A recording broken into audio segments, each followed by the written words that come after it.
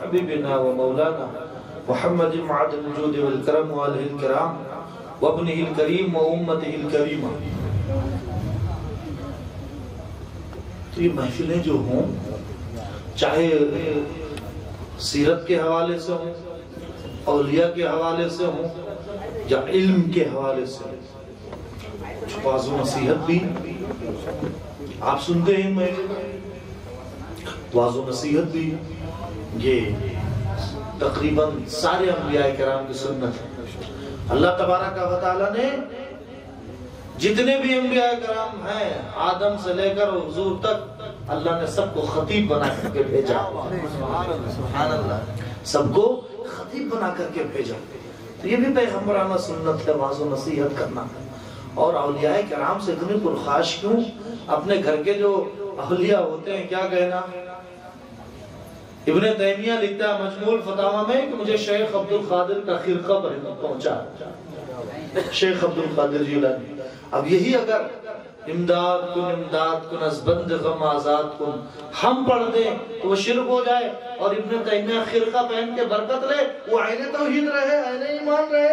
یہ دو رخی کہاں تک؟ اولیاء کرام سے اگر پرخاش ہے، تذکرہ نہیں سننا ہے تو قرآن سے اولیاء کے چیپٹر کو نکالنا پڑے گا. وہ سورۃ الکہف جو ہر جمعہ کے روز تلاوت کرتے ہو اور جس کی وجہ سے پورے ہفتہ بلاؤں سے دور رہتے ہو، اس میں اصحاب کہف کون ہے؟ یہ انبیاء کی جماعت نہیں ہے، یہ اولیاء کی بھی جماعت ہے. اولیاء میڈ ان بریلی شریف کوئی چیز نہیں ہے.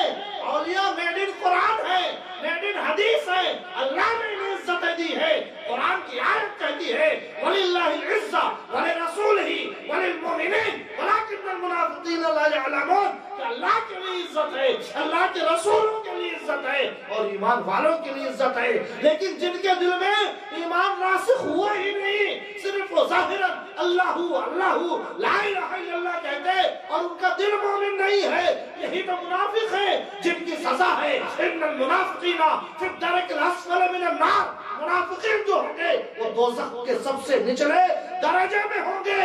تو اللہ کی کتاب کہہ رہی ہے کہ جو منافق ہے وہ اللہ کی عزت کو، اللہ کے رسول کی عزت کو اور ایمان والوں کی عزت کو جان پائیں گے.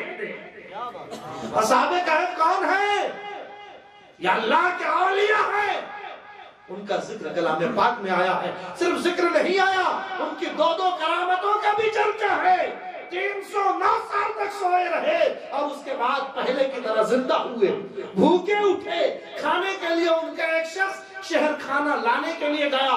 309 سال تک سوئے رہنا یہ اصحاب کہف کی کرامت ہے اور وہ کلام پاک میں بیان ہوئی ہے. اور جب وہ سو رہے تھے ایک تفسیر کے مطابق ایسا اللہ نے قدرتی ایئر کنڈیشن بنا دیا تھا کہ نہ زیادہ سورج کی روشنی پہنچے اور نہ زیادہ ٹھنڈک پہنچے. سورج بھی جب غار کے پاس پہنچتا تھا تو اپنا راستہ بدل لیتا تھا کہیں ان کی نیند میں خلل نہ ہو جائے.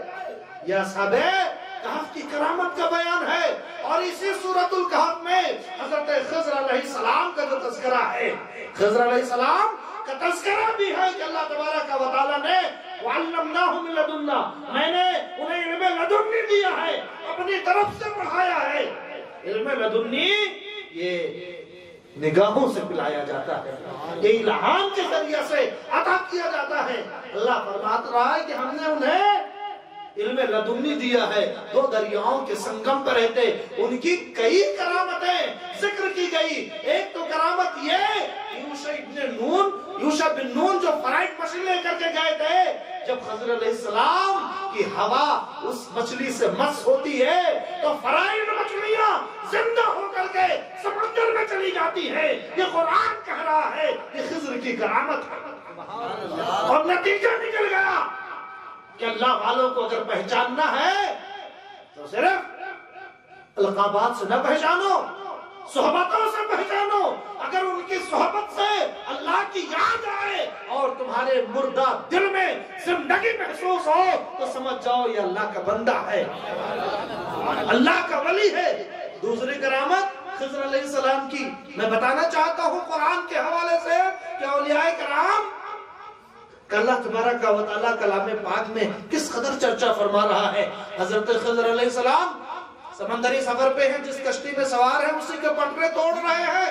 मूसा ने कहा अलैहिस्सलाम कि खिज़र ये क्या कह रहे हो ताकि लोग डूब जाए? खिज़र अलैहिस्सलाम ने कहा इसका रीजन ये है कि ये कश्ती जहां लंगर अंदाज होती है उस साहिल पर एक जालिम और जाबिर बादशाह है, वो गसब कर लेता है अच्छी कश्तियों को। मैंने सोचा फारत तो अनईबहा, मैंने सोचा इसे ऐबदार बना दूं ताकि इस मल्लाह का चूल्हा चलता रहे। ये करामत। एक और करामत, एक बस्ती में गए, एक लड़का खेल रहा था, हजरत खिज़र अलैहिस्सलाम ने घूंसा दिया, वहीं सोहा, खत्म।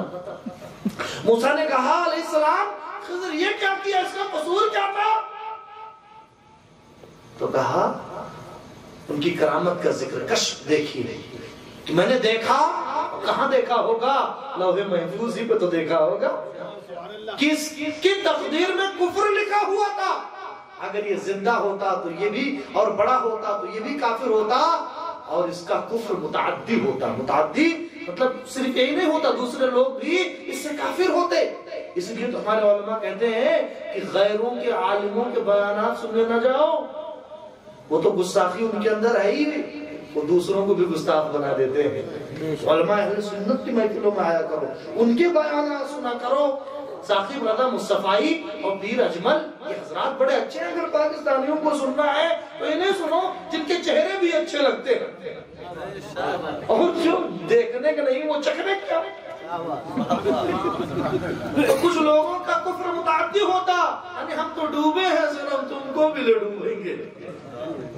तो अगर ये जिंदा होता और पाता तो ये तो काफिर होता ही, इसके माँ बाप भी काफिर हो जाते।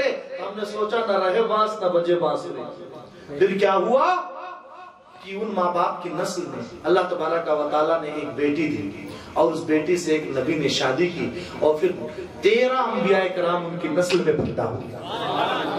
ये करामत। एक और करामत, एक बस